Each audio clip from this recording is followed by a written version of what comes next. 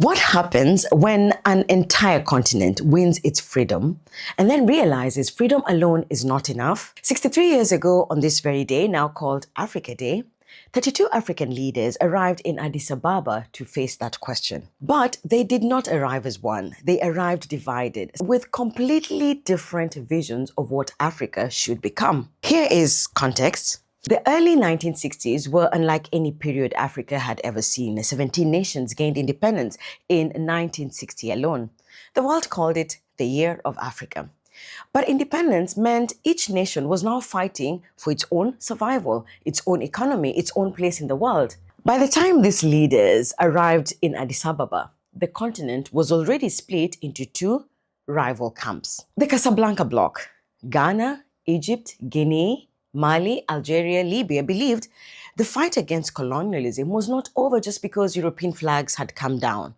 Western powers were simply switching from direct political control to economic domination. Their answer was immediate total political union. One government, one army, one Africa now. The Monrovia bloc, Nigeria, Liberia, Senegal, Cote d'Ivoire, Cameroon, and others disagreed.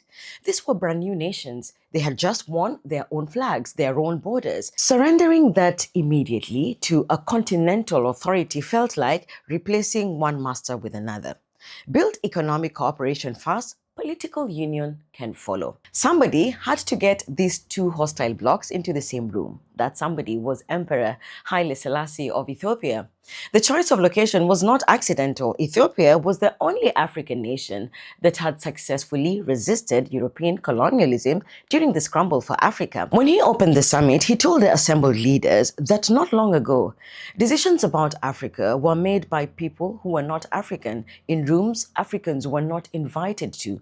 That era, he said, was over. On May 25th, 1963, all 32 nations signed the Charter of the Organization of African Unity.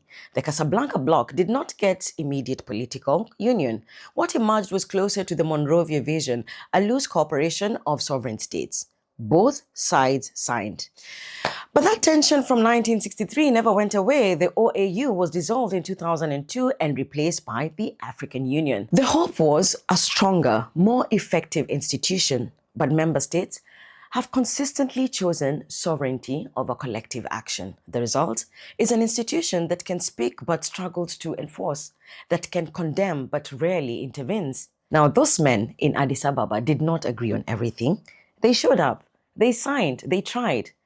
63 years later, the question is whether the institution they built is doing the same.